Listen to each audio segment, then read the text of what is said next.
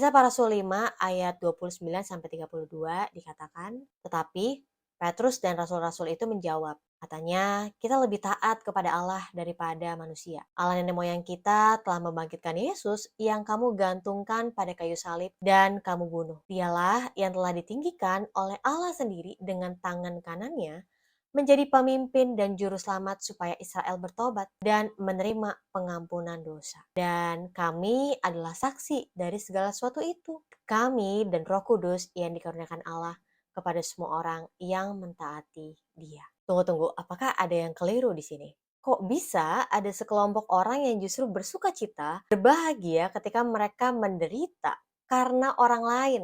Ada sekelompok orang yang bersuka cita ketika mereka menderita karena nama Yesus. Saya mengatakan tidak ada yang keliru di sini. Itulah yang saya senang dari firman Tuhan. Setiap kali kita membaca firman Tuhan, ada sebuah prinsip kebenaran yang baru yang sungguh kontras, berbeda dari nilai dan budaya yang kita terima dari dunia sekitar kita.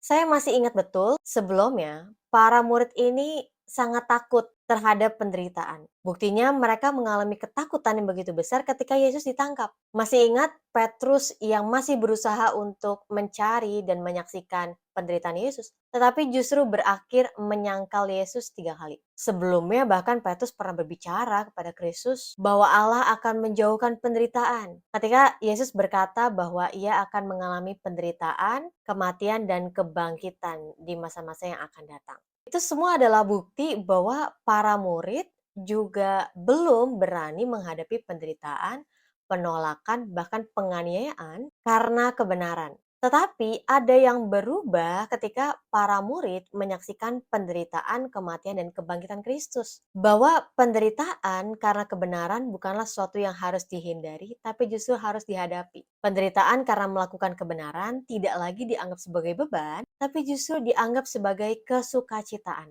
Penderitaan karena nama Yesus sebenarnya menunjukkan bahwa kita sedang ikut terlibat dalam penderitaan Yesus. Yang dimana saya percaya bahwa setiap orang yang ikut terlibat dalam penderitaan Yesus juga akan mengalami kebangkitan dan hidup bersama-sama dengan Yesus. Saya bersuka cita ketika membaca firman Tuhan hari ini bahwa penderitaan karena nama Yesus itu tidak lagi kita anggap sebagai beban, tapi sebagai kesukacitaan karena kita sedang masuk di dalam Kristus, ikut dalam penderitaan Kristus, dan itu menjadi sebuah kebahagiaan dalam hidup kita. Para murid telah meneladani Kristus dengan memandang penganiayaan maupun penderitaan karena kebenaran adalah sebuah kebanggaan. Dan kenapa kita sebagai murid-murid Kristus di zaman ini tidak melakukan hal yang sama untuk menaruh fokus kita kepada Kristus dan bersuka cita terhadap segala penderitaan dan penganiayaan kita terima karena di dalam nama Yesus. Saya percaya ini semua bisa kita tunjukkan, bisa kita wujudkan dari penundukan diri kita kepada firman Tuhan. Sudah belum kita melakukan firman Tuhan? Sudah belum kita menghidupi firman Tuhan? Sudah belum kita menghadapi penderitaan dan penolakan karena kita melakukan firman Tuhan?